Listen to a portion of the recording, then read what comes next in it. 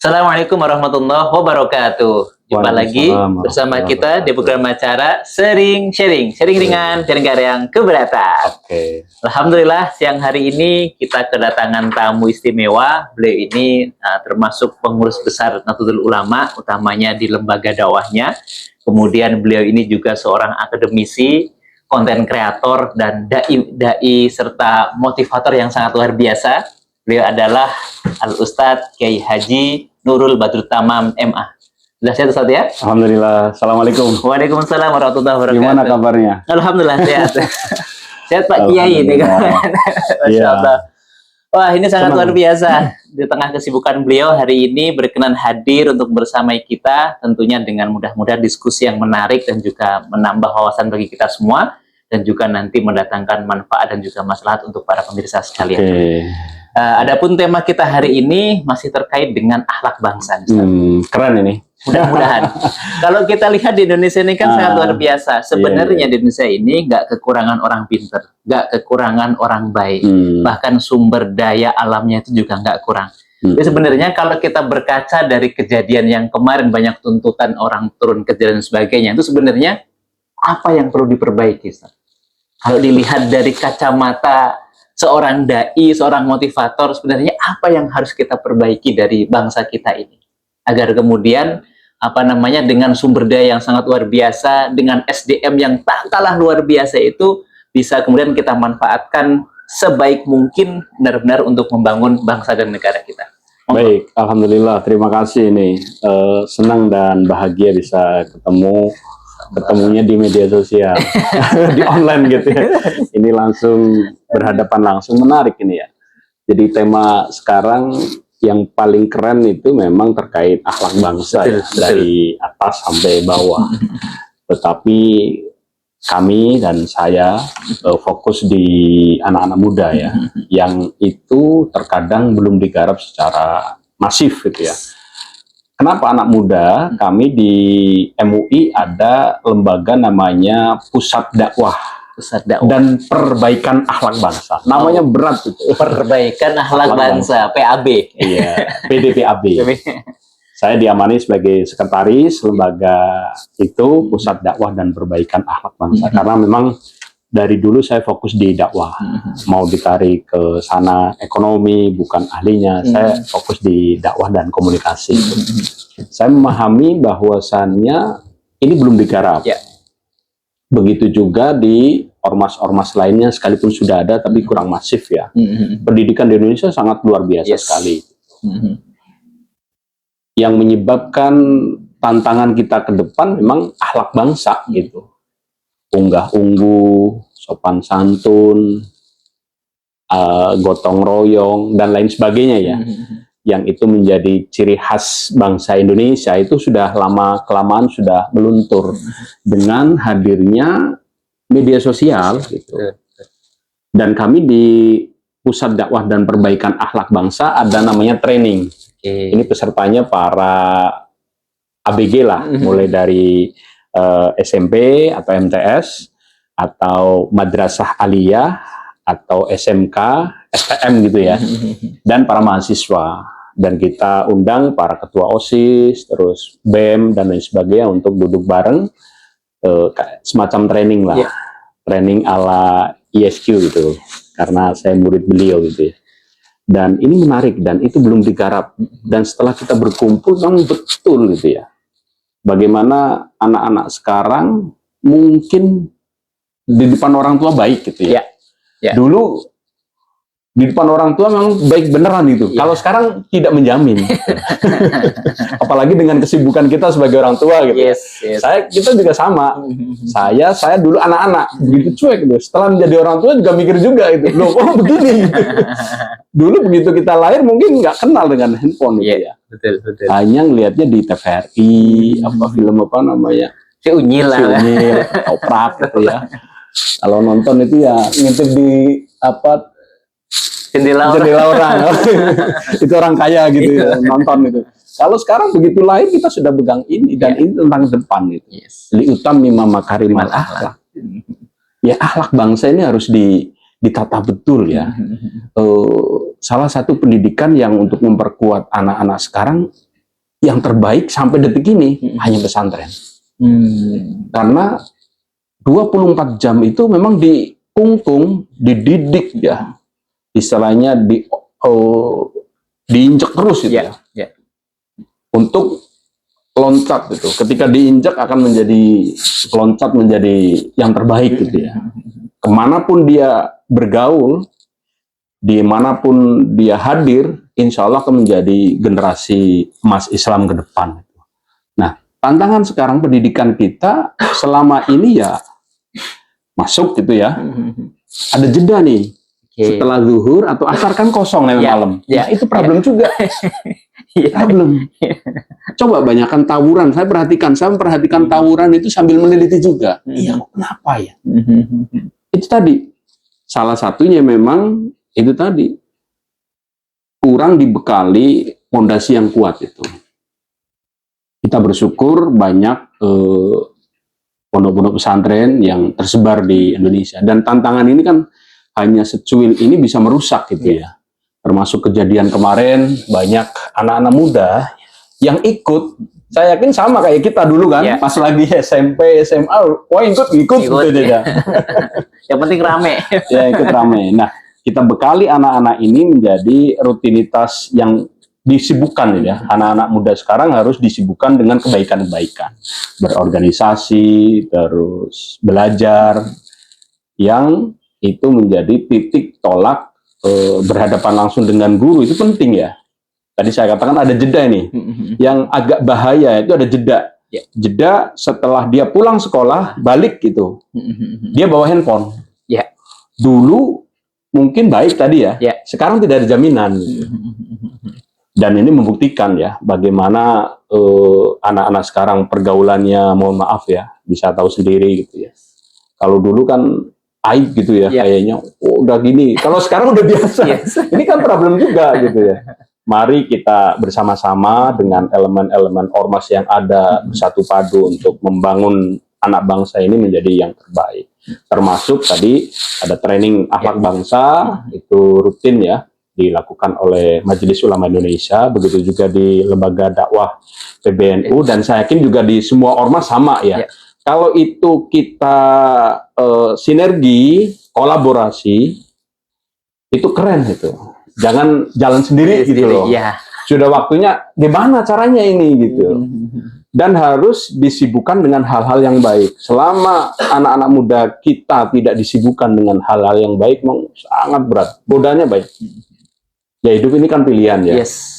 Pilihan. Terus lagi tadi pergaulan bebas, terus kontrol media sosial yang sudah kebablasan ya. Kalau di Australia dan di negara-negara maju lainnya kan ada pembatasan ini. Kita berharap yang sudah digelorkan oleh Komdiki pada waktu itu, semoga cepat ini ya, aturan pembatasan penggunaan media sosial. Kalau ini dibiarkan sangat bahaya sekali. Yang selanjutnya, yang kedua tadi, kalau yang pertama kan training. Yang kedua yaitu semacam menuju pernikahan, ada pranikah. Seminar pranikah akhlak bangsa. Sama, bagaimana mengarungi hidup baru dengan tantangan yang sangat luar biasa itu. Menikah itu bukan hanya akad, setelah itu udah gitu ya. Itu kan problem, dan perceraian ini kan cukup tinggi sekali, sangat tinggi. Hampir semuanya gara-gara media sosial, gara-gara komunikasi. Alhamdulillah saya punya sertifikat ini mediator. Mediator.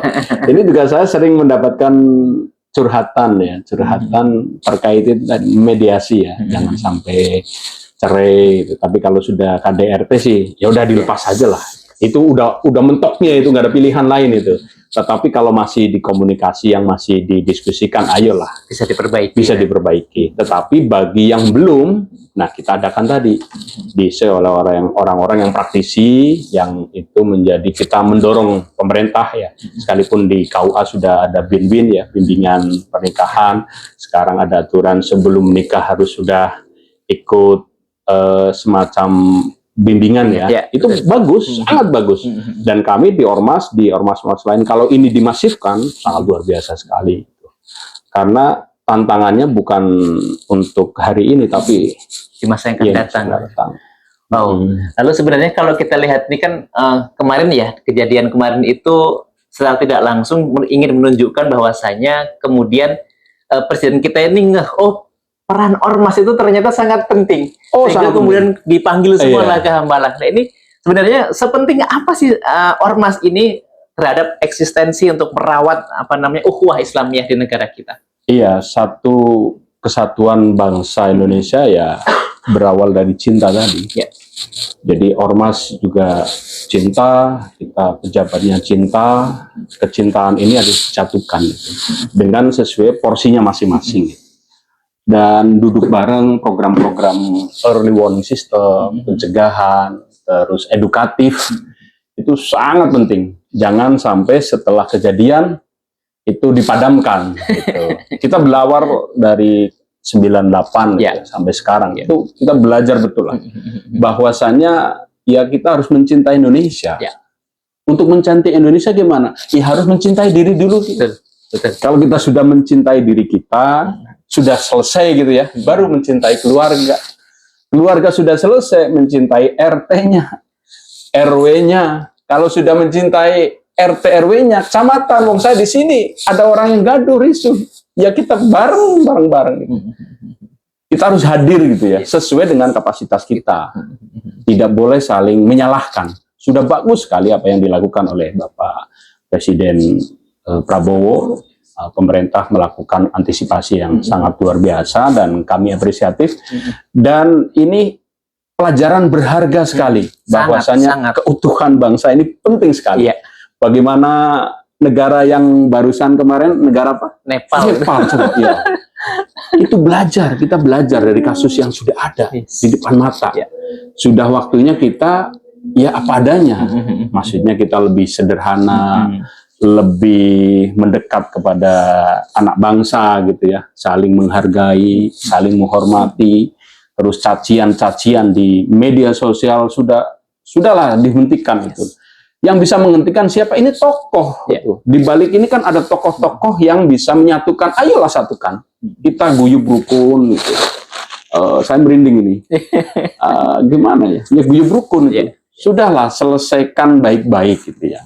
Kalaupun ada yang kurang pas, ayo dengan cara yang baik juga gitu. Nggak pas juga ketika kita menyampaikan kritik, komentar gitu, baik secara fisik ataupun media sosial lewat online, itu juga harus dengan cara-cara yang bagus gitu. Dengan kata cinta tadi, kalau kita sudah mencintai, insya Allah satu padu nih, saling menghargai gitu ya. Kehadiran negara benar-benar dirasakan oleh masyarakat. Gitu. Oh, sangat luar biasa. Mungkin sebelum kita tutup, satu hal sebenarnya bagaimana sih sikap kita dalam menerima setiap keputusan, apalagi keputusan ini digaungkan atau diumumkan oleh negara. Ini kan kita sebagai warga negara bangsa yang baik itu harus bersikap seperti apa sih gitu kan? Kemudian kalau kita kaitkan dengan apa yang tadi kita sampaikan, sebenarnya akhlak semua isinya. Bagaimana kemudian di Indonesia atau di negara kita ini perbaikan akhlak ini harus menjadi fokus utama kita semua, dimulai dari diri kita, keluarga kita, dan bahkan orang-orang sekitar kita. Lalu mungkin yang terakhir, mohon pencerahannya atau mohon pesan untuk para pemirsa kita agar kita semua ini benar-benar mampu apapun yang kemudian menjadi keputusan bersama untuk bangsa dan negara ini bisa kita terima dengan lapang dada. Monggo. Oke, yang pertama kita sebagai manusia, rakyat biasa, kita sebagai siapapun kita, sebagai anak bangsa ya harus sami'na wa ta'na kepada pemerintah, kepada aturan negara yang sudah disepakati, dan saling menghargai, terus saling, yang dikritik juga harus menerima kritik, yang kritik juga harus yang bagus dengan cara-cara yang sopan, yang santun, jangan sampai saling menyederai satu dengan yang lainnya. Dan yang terpenting lagi itu sekali lagi kata cinta ya. Cinta, kembali lagi kepada rumah kita, ayo baikin rumah kita dengan sebaik-baiknya, yang Islam sesuai dengan agamanya masing-masing itu ya. Insya Allah agama ini menjadi tolak ukur utama dalam membimbing kita. Kalau kita di agama tidak ada yang mengajarkan kekerasan, benci, terus saling menyerang, anarkis, nggak ada itu. Begitu juga tantangan kita ke depan adalah korupsi. Ini, mari kita bersama-sama untuk bersatu padu. Akhlak bangsa menjadi tolak ukur buat kita semuanya. Bagaimana pendidikan yang sudah bagus ini terus ditopang, kolaborasi sinergi dengan antar negara, dengan siapapun, kita harus satu padu untuk menjadi Indonesia emas yang berakhlak bangsa. Wow, sangat luar biasa. Ini kalau kita simpulkan bahwa sebenarnya kemajuan suatu bangsa itu dilihat dari bagaimana peningkatan akhlaknya. Iya. Kemudian terhadap suatu keputusan marah boleh, akan tetapi jangan sampai kemudian dengan marah itu kita berulah. Bahkan kalau tadi kita sampaikan ya terhadap suatu keputusan itu kecewa boleh, akan tetapi jangan sampai kemudian kita mencela. Dan kritis itu juga kita boleh, tapi jangan lupa kita tidak boleh yang namanya anarkis. Wow, tetap cinta Indonesia. Iya, karena yang terakhir salamatul insan fi hifdzil lisan. Wow, itu sangat luar biasa. Mari kita jaga baik ini, karena ini semuanya berawal dari lisan dan bisa diartikan media sosial. Yes. Bijak dalam setiap apapun yang kita kerjakan itu juga merupakan jalan keselamatan. Masya Allah. Tetap pantengin terus program acara kita, sering sharing, ringan-ringan, biar nggak ada yang keberatan. Masya Allah. Terima kasih banyak atas waktunya. Assalamualaikum warahmatullahi wabarakatuh. Waalaikumsalam warahmatullahi wabarakatuh.